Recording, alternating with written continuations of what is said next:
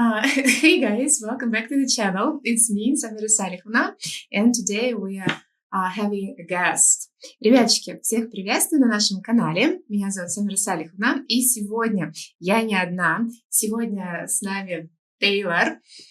Say hi. Всем привет. Многие из вас занимаются с ним, потому что вы уже на курсе, и вы посещаете Speaking Club, наш разговорный клуб, где вы снимаете языковой барьер.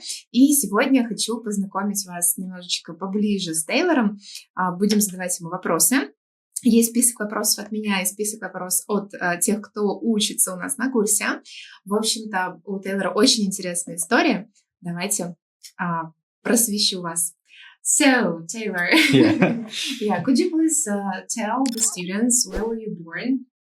I was born in Alberta, Canada, which is like the northwestern portion of the country. Okay, as far as I know, you moved to the United States. Yes, when I was 10 years old, I moved to the United States. I lived there until I was 25, and then I moved to Russia. Straight away. Yeah. Okay, and how did you choose where to study? Well, I wasn't sure where I wanted to study at first or what I wanted to study.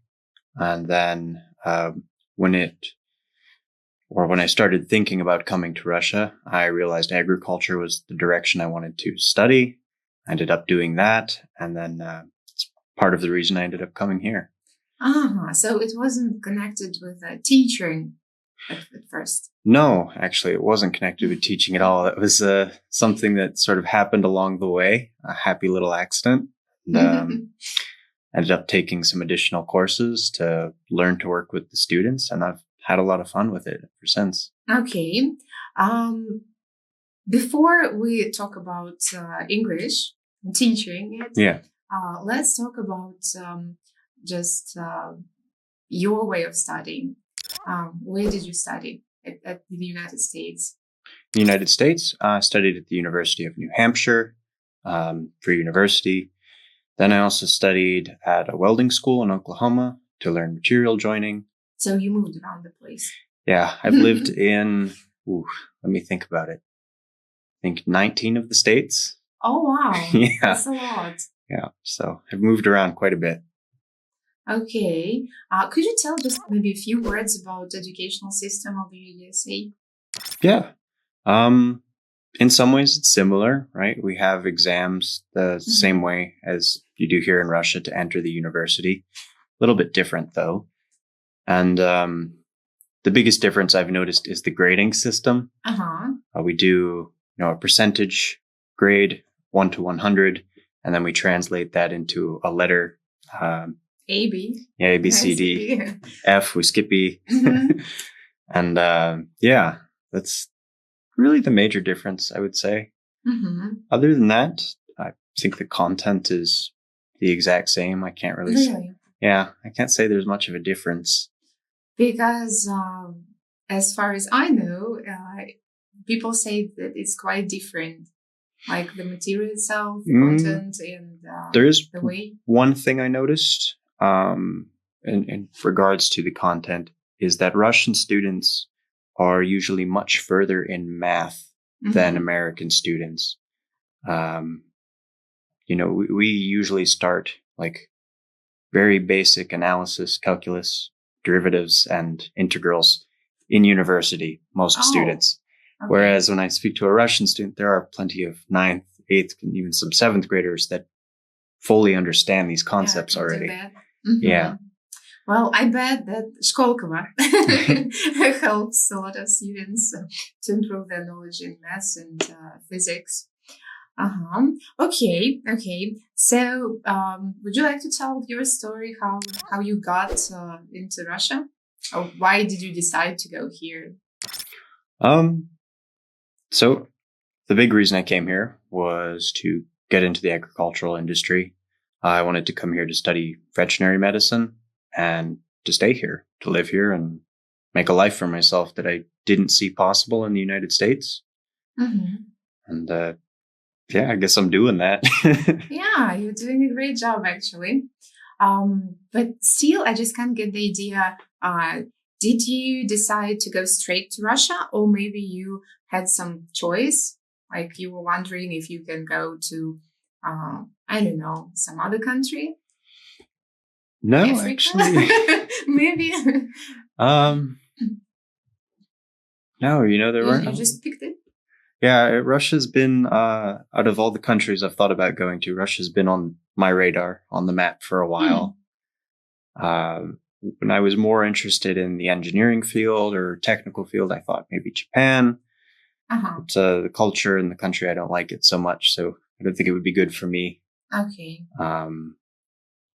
Yeah, I don't know. Yeah, it's okay. I got the idea. Thank you for being honest. So when you got here, did you come to Nizhny Novgorod straight, or did you go to Moscow first? Well, at the time you had to fly to Moscow first, and I think you still do if you're coming from the United States.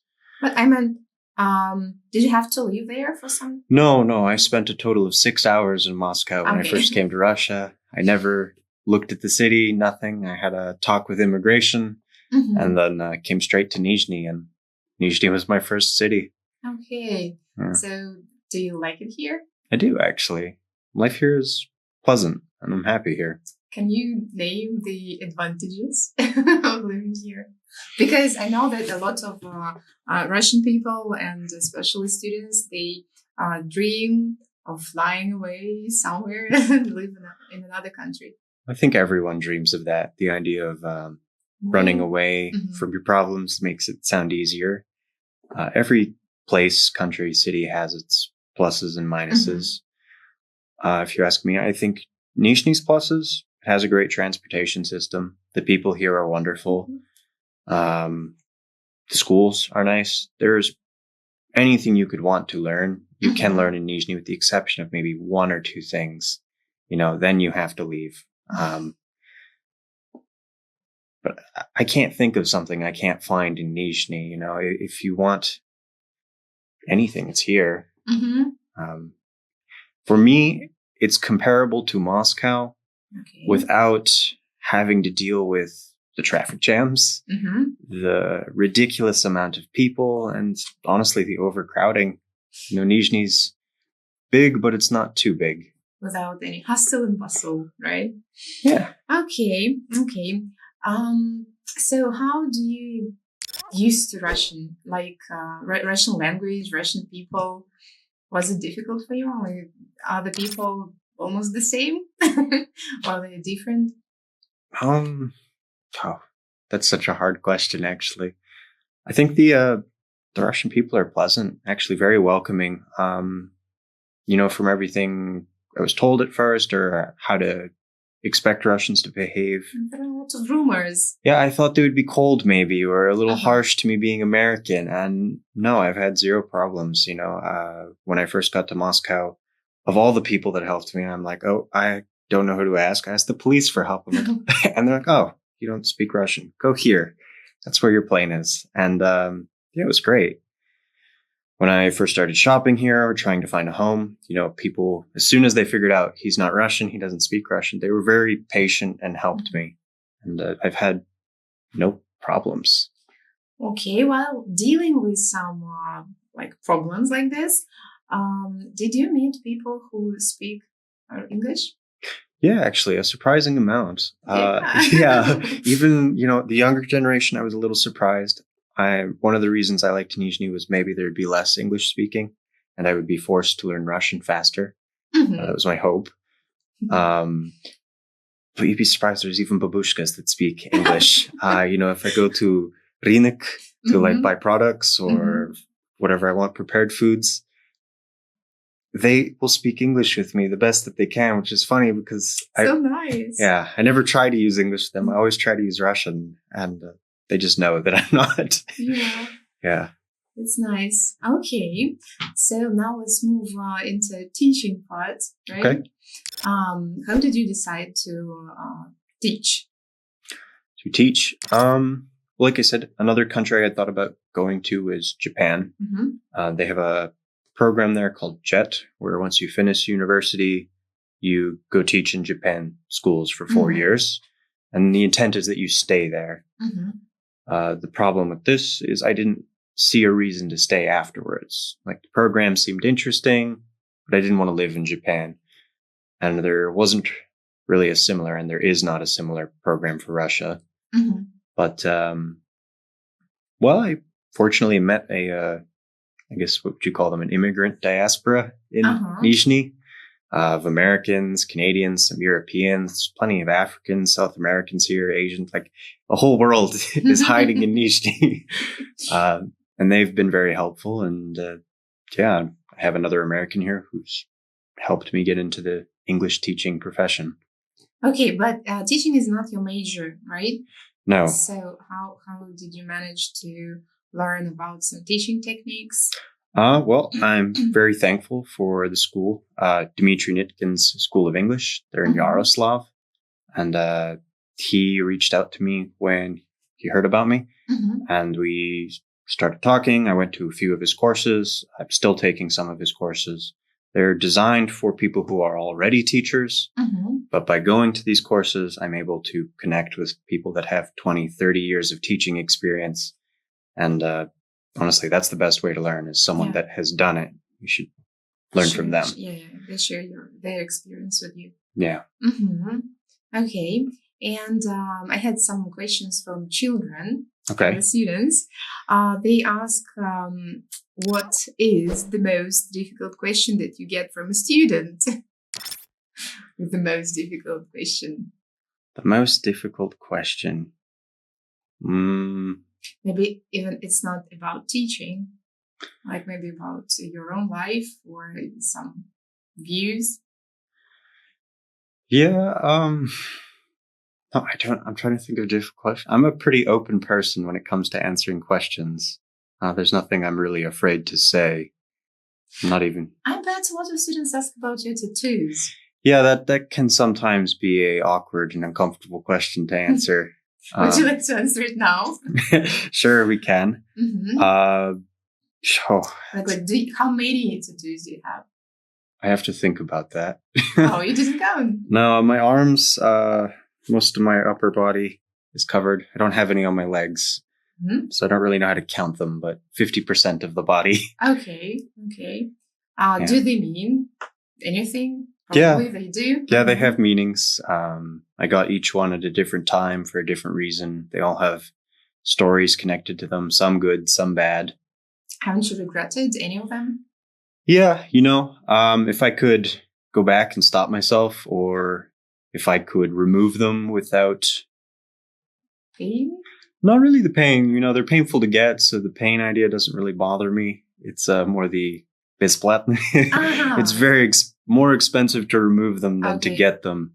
And some of them are in places like my neck, or even if I remove them, there will be a scar that looks exactly like the tattoo. So there's no reason. Yeah. Once you get a tattoo, it's permanent. So think about it. Okay. I would spend a few months thinking about them. Okay. Thank you for your honesty. Okay, and one more question. What is your favorite Russian movie, if you have watched any? I have watched quite a few, actually. Can you remember any? Yeah. It would either have to be the short film Operation Операция U? Yes. Sorry. Or, I'm forgetting. Nikolai changes professions. Меняет профессию. Yeah. Neither of these films are in English, obviously. Yeah. But they're simple enough that I can understand what's going on. And I watch them not every day, but once in a while to practice listening to the Russian. Yeah. Do you listen in Russian songs? Russian songs? Russian songs? Yeah. I do. I like some of the 90s pop music, like Kombinatsiya. Or, yeah, I know. It's a little embarrassing, that one. No, it's nice, actually. There's a lot of children like them too. Okay. There's a couple other groups from that time period. Obviously, everyone's heard of Kino. There's a Belarusian band I really like, Molchat Doma. Okay. I'm not familiar with that. No, they're a little bit smaller. Mm-hmm. There's... Yeah, it's fine. Speaking about songs, do you have any favorite ones? Favorite songs? Mm-hmm. Like favorite Russian song? It doesn't matter.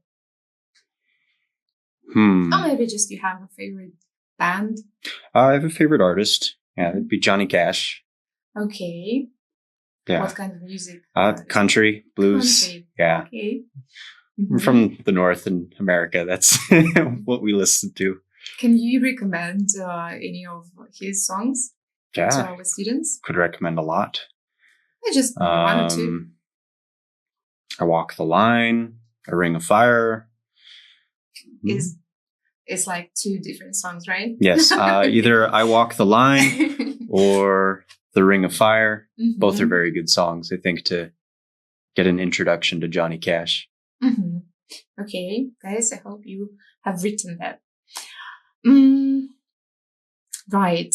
So one more question from our students. What English dialect do you find the most difficult to understand? I've gotten used to it by now because of YouTube tutorials, but the hardest English dialect to understand is the Indian one. Mm-hmm. Yeah, when they speak English, they speak it so fast that even natives, I feel like, cannot understand it. Okay. It's funny because, like, for me, for example, it's not very difficult to understand Indian English, but I just can't figure out the words of Australian people. Okay. Yeah. Because I had such an experience and I was like, am I studying English or what? Like, I couldn't figure out some intonations even. Like words, phrases, sounds, they're so different. That's a good point. I haven't really had a lot of interactions with them, but if you want a funny film or the students want to watch a funny American film, Crocodile Dundee. Yeah, I know that. That is a perfect film to... It's rather old. Yeah. Ребятки, в общем, все смотрим Крокодила Данди. That's not a knife. Well, okay, that was like kind of a joke.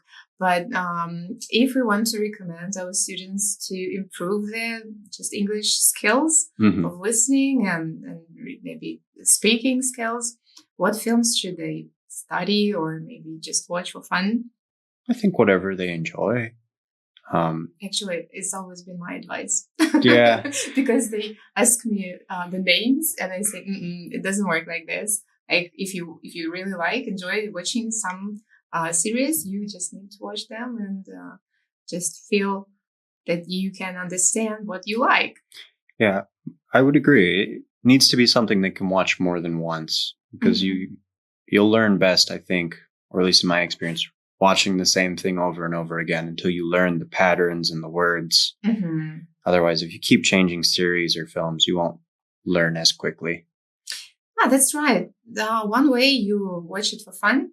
But the other way is like when you study, when you want to study and to improve your English, you need to click the pause, right? Yeah. And write down.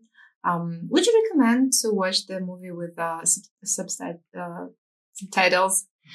It depends what you're doing. Like if you're working on listening skills, when I work on listening in Russian, I don't watch with Russian or English subtitles. I'm just trying to see, can I hear the pronunciation? Can I break apart the syllables? And if I can do that, it's good.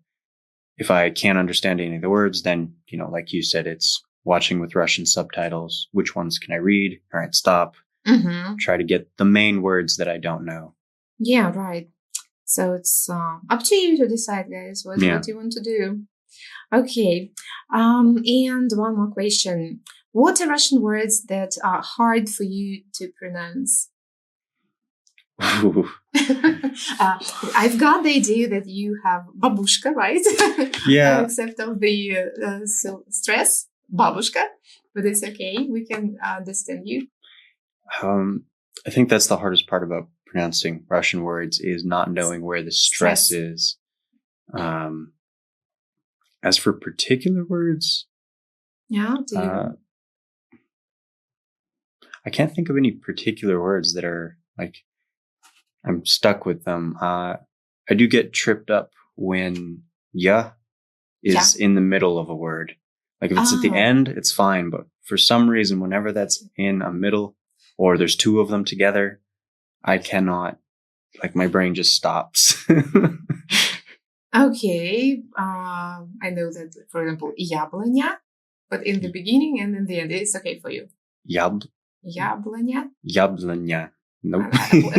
So it is difficult. Yeah. Okay. And I know that sound is difficult, right? Yeah, that's impossible. Because you I've don't been have trying. Yeah, good job. Okay.